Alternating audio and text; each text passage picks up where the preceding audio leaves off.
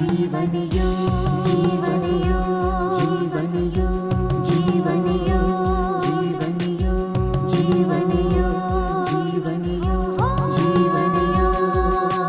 धर्म अर्थ और काम मोक्ष का राजमार्ग है योग। धर्म अर्थ और काम मोक्ष का राजमार्ग है योग। चित्त की चंचलता यहाँ मिटे, मन को भीतर शांति मिले। ॐ सहना भवतु सहनौ भुनक्तु सह वीर्यं करवावहै तेजस्विनावधीतमस्तु मा विद्विषावहै। ॐ शान्तिः शान्तिः शान्तिः। हरिः ॐ श्रीगुरुभ्यो नमः। हरिः ॐ। गुरु भगवान श्री स्वामी शिवानंद जी महाराज को प्रणाम। परमात्मा के प्रत्यक्ष स्वरूप गुरुदेव श्री स्वामी चिदानंद जी महाराज को प्रणाम।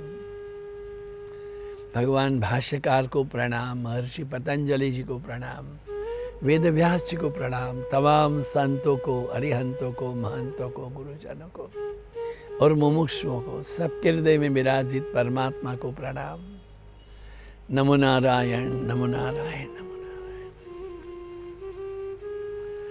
अविद्या अस्मिता राग द्वेष अभिनिवेशः, ये कहा कि ये क्लेश है, दुख उत्पन्न होने के कारण है। जागरूकता की कमी, अहंकार, मोह, घृणा और ये जीवन के अतिरिक्त मेरे जीवन का क्या होगा, मृत्यु का भय। अब ये इतना कहने के बाद में पतंजलि ये कहना चाहते हैं कि भाई अविद्या क्या है, अस्मिता क्या है, राग क्या है, द्वेष क्या है। अनित्य असुचि दुःखानात्मसु नित्य सुचि सुखात्म ख्याति ही अविद्या। फिर से, अनित्य अशुचि दुःखानात्मसु नित्य सुचि सुखात्म ख्याति ही अविद्या। अविद्या क्या है? अविद्या है अनित्य को नित्य समझना, जो शाश्वत नहीं है, वो जो चिरंतन नहीं है, जो परमानेंट नहीं है, ये तो है, उसको समझना। अशुद्ध को शुद्ध समझना, पीड़ा को सुख समझना और अनात्म को आत्म जानना। ये उपनिषद कहते हैं श्रेयश्च प्रेयश्च। श्रेय और प्रेय दो हैं। हम प्रेय को जब श्रेय समझते हैं वो अविद्या है। प्रेय क्या है? शारीरिक सुख है। जो अविद्या में रहता है वो जिसको शारीरिक सुख समझती वो भ्रांति है, वो सुख नहीं है। हमारे हरिद्वार में एक भोले बाबा रहते रहे, वो कहते थे इस देह को मैं मानना, इस देह को मैं मानना सबसे बड़ा पाप है। सब पाप इसके पुत्र हैं, सब पाप का ये बाप है। इसलिए रमण महर्षि जी भी यही कहते हैं, हु एम आई। गुरुदेव श्री स्वामी शिवानंद जी महाराज ने कहा, inquire who am I, know thy self and be free. विचार करो मैं कौन हूं, अपने आप को जानो और मुक्त बनो। जानने के लिए जागरण चाहिए। क्या जागरण है? हमने इस शरीर को मैं ऐसे कहा हूं। ये शरीर को एक नाम दे रखा है, वर्मा है, शर्मा है। ये वर्मा शर्मा आपके शरीर का नाम है, आपका नाम नहीं है ना। मैं कहता हूं ये मेरी घड़ी है, तो मेरी घड़ी जब कहता हूं तो मैं घड़ी नहीं हूं, मैं घड़ी से अलग हूं। ये मेरी पुस्तक है, तो मैं पुस्तक नहीं हूं, मैं पुस्तक से अलग हूं, मैं पुस्तक का मालिक हूं। मैं पुस्तक का मालिक हूं, मैं घड़ी का मालिक हूं। ऐसे ही कहो, ये मेरा हाथ है, ये मेरा सिर है, मेरे कान है, मेरा नाक है, मेरा चेहरा है, मेरा शरीर है। मैं शरीर नहीं, मेरा शरीर, मैं शरीर का मालिक हूं। ये बहुत जरूरी बात। जब हम कहेंगे कि मैं शरीर का मालिक हूं, तो फिर मैं कौन हूं? श्रीमद् भगवद गीता के 13वें अध्याय में क्षेत्र क्षेत्रज्ञ विभाग योग में कहा, तुम क्षेत्र हो। क्षेत्र माने शरीर, अंदर बैठा है आत्मा, वो क्षेत्रज्ञ है, खेत को जानने वाला, शरीर को जानने वाला, वही हूं मैं। जब मैं कहते हो तो मैं शरीर नहीं है, मैं कहते हो तो दैट सुप्रीम इदिर्क, दैट्स दैट, अयम आत्मा, ये जो है ना, वो हो आप। ये वास्तविक आपका स्वरूप है। देह तो छोटा था, फिर बड़ा हो गया। ये बाल्यकाल से यौवन में आ गए, प्रौढ़ में आ गए, वृद्धावस्था में आ गए, जर्जरित हो गए।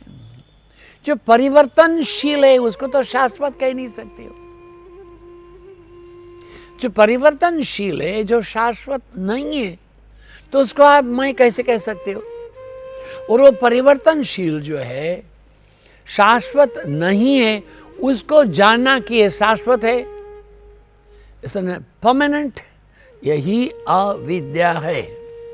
विद्याम च अविद्याम च, उपनिषद ने कहा, द्वे विद्ये वेदितव्ये पराश्चैव पराच। उपनिषद कहते हैं परा और अपरा दोनों विद्या को जानना पड़ेगा, यह लोक की, परलोक की।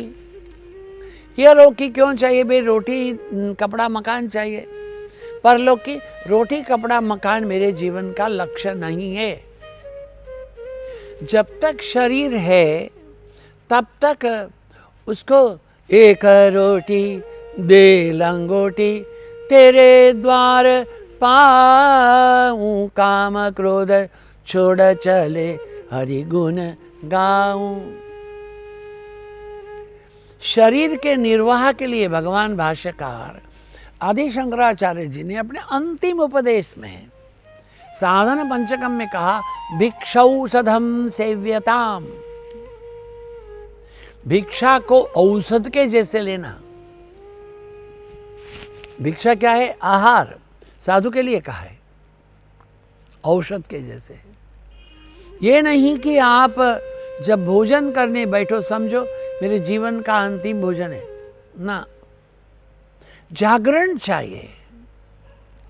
भोजन की आवश्यकता क्या है? शरीर निर्वाह के लिए। तो शरीर निर्वाह के लिए कितना चाहिए उतना आप भोजन जरूर कीजिए। युक्ताहार विहारस्य, परा और अपरा, प्रेय और श्रेय, उचित अनुचित,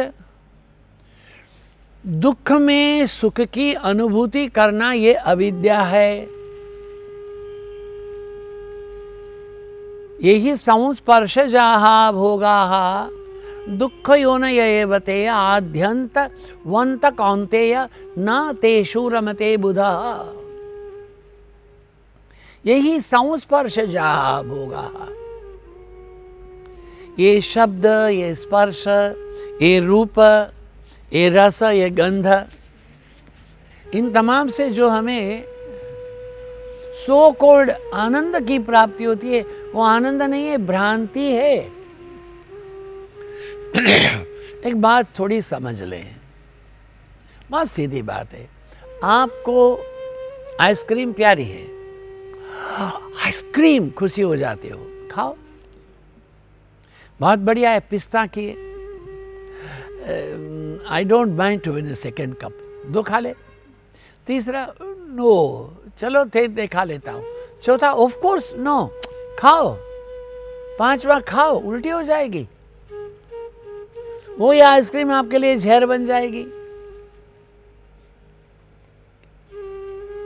जिस आइसक्रीम के द्वारा आपको आनंद होता है वो आपके दुख हो गया ना।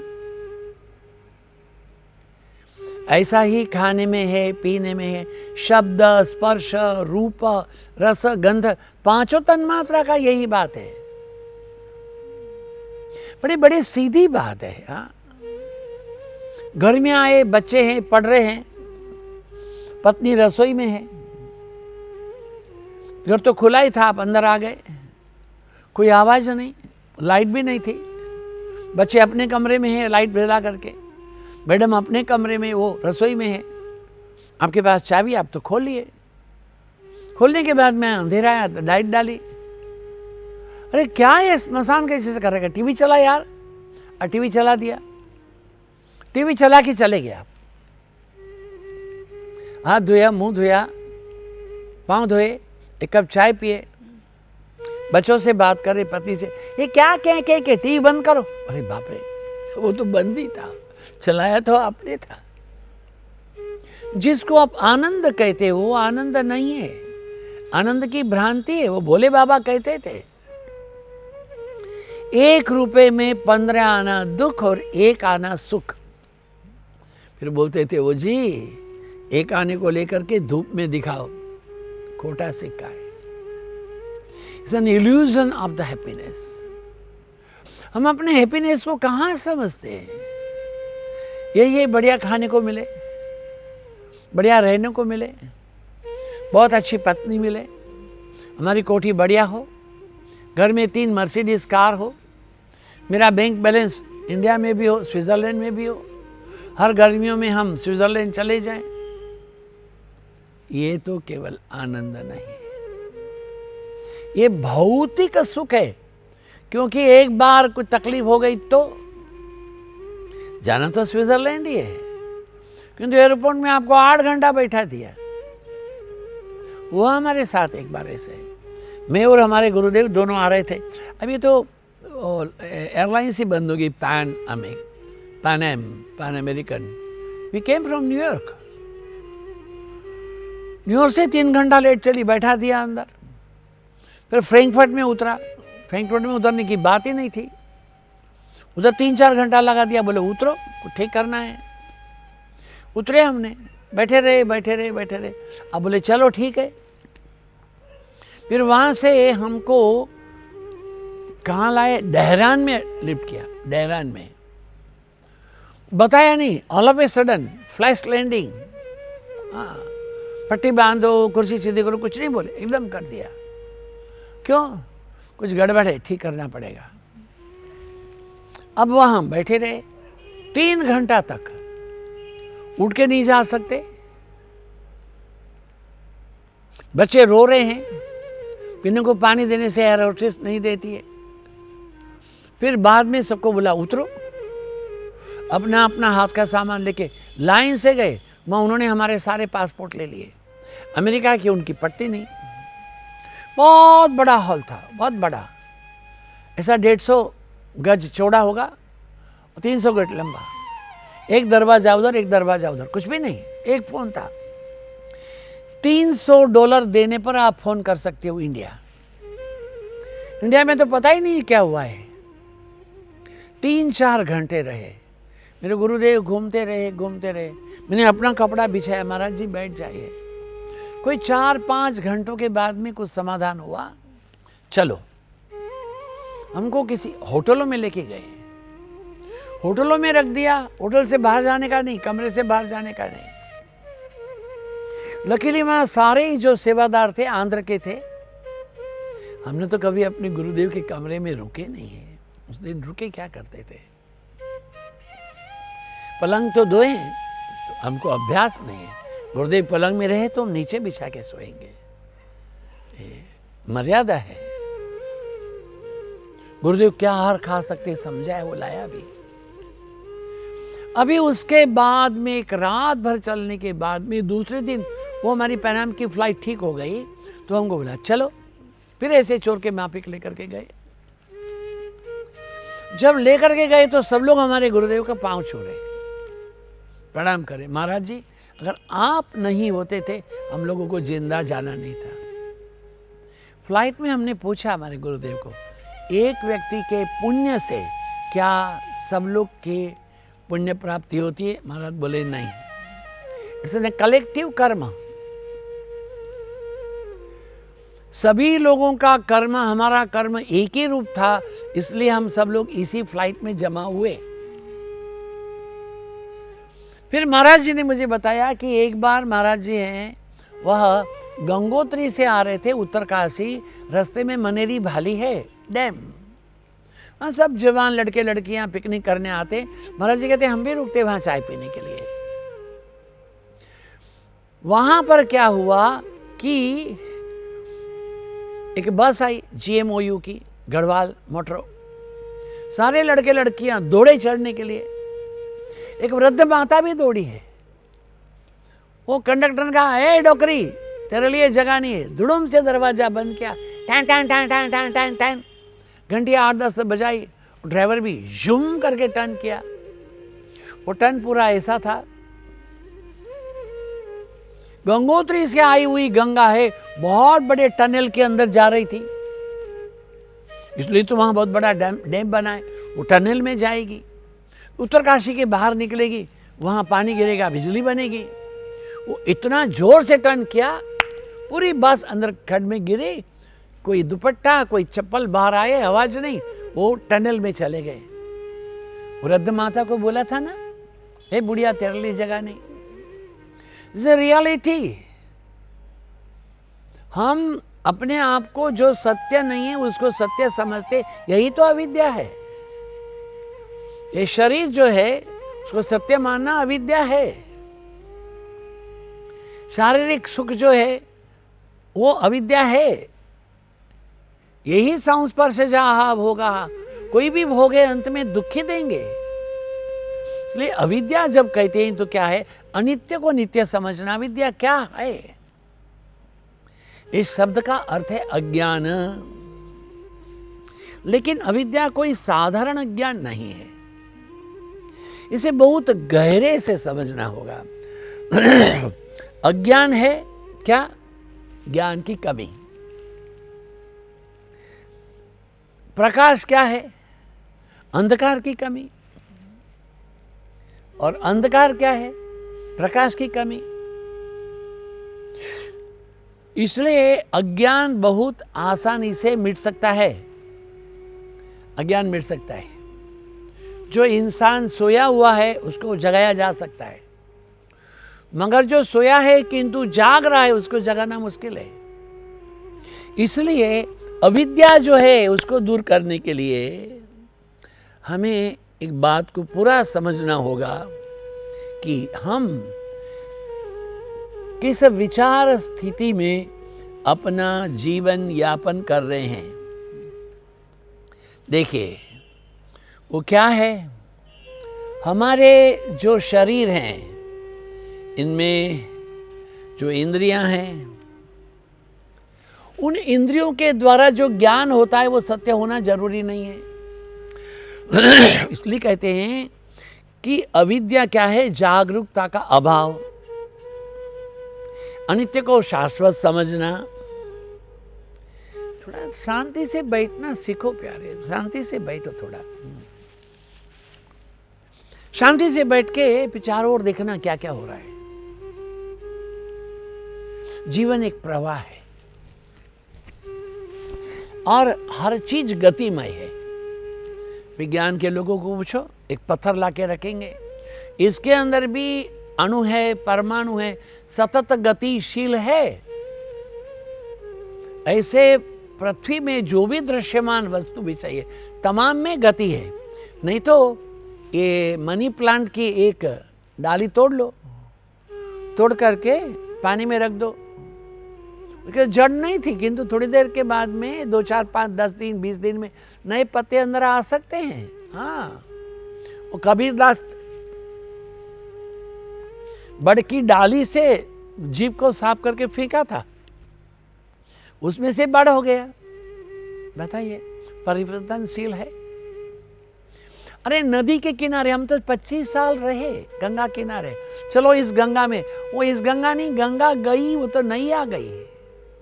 हमारे चारों ओर जो कुछ भी है वो सब परिवर्तनशील है, प्रवाह में, गतिमय है। चारों ओर चीजों का जो स्वभाव है वो है परिवर्तन। हर चीज बदली जाती है। ध्यान दे, नदी जाती है सागर की ओर, हमको भी जाना है उसके प्रति।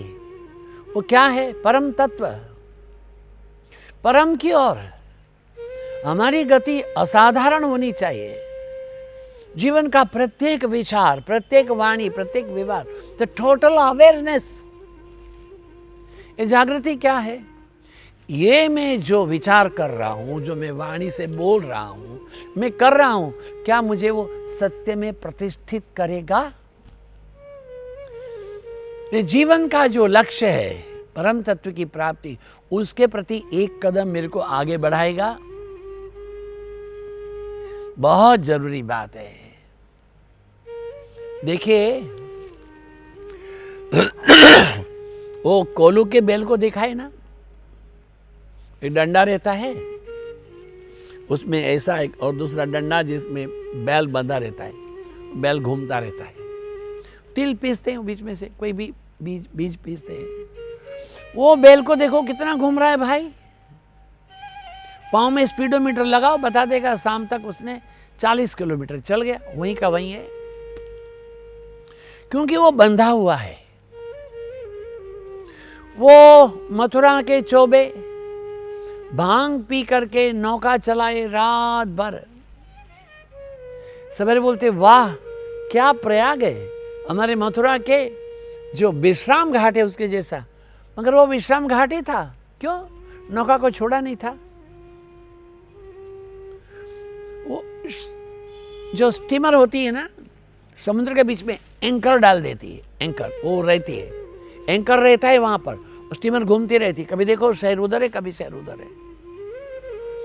हमारे जीवन की गति भी वैसी ही है। हमने अपने आप को आत्मा में स्थिर नहीं किया है, नहीं किया, इसलिए हम लोग अविद्या में हैं। अगर हम अनात्मा को ही आत्मा जानते हैं तो अविद्या से बाहर नहीं आ सकते। आत्मा क्या है? आत्मा शाश्वत है। अजो नित्य शाश्वतो यम पुराणो न हन्यते हन्यमाने शरीरे ज्योतिषाम अपि तज्ज्योति। वो अजर है, अमर है, अविनाशी है, ज्योतियों की ज्योति है, ज्ञान का ज्ञान है, चेतना की चेतना है, दिव्यता की दिव्यता है, भव्यता की भव्यता है, और वो कुछ भी नहीं है, वही तो आत्मा है। अनात्मा, हम छोटी छोटी चीजों में हम आत्मा को देख लेते हैं, नहीं है। अपने आप को टटोलना पड़ेगा, अपने भीतर में जाना पड़ेगा। सतु दीर्घ काल निरंतर सत्कार सेवितो, दीर्घ काल पर्यंत। एक दिन थोड़ा 11 माला जप कर लिया, 10 दिन कर लिया, 20 दिन कर लिया, छोड़ दिया, ऐसा नहीं होता है। कंटिन्यूटी, गंगा को बहना ही पड़ेगा। कब तक? सागर के साथ में एक रूप नहीं हो जाए तब तक हमको भी साधन करना पड़ेगा। महर्षि पतंजलि कहते हैं अविद्या से मुक्ति की अत्यंत आवश्यकता है। अविद्या जो है वो अनित्य है, वो नित्य नहीं है। वो अशुद्ध है, वो शुद्ध नहीं है। वो पीड़ा है, वो सुख नहीं है। वो अनात्मा है, वो आत्मा नहीं है। ओम पूर्णमदः पूर्णमिदं पूर्णात् पूर्णमुदच्यते पूर्णस्य पूर्णमादाय पूर्णमेवावशिष्यते।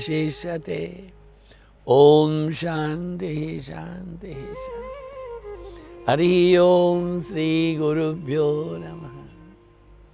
आप सबकी उपस्थिति के लिए धन्यवाद। आप सबके समय दान के लिए धन्यवाद। आप सबके हृदय में विराजित परमात्मा को प्रणाम। नमो नारायण, नमो नारायण, नमो नारायण। ओम शांति।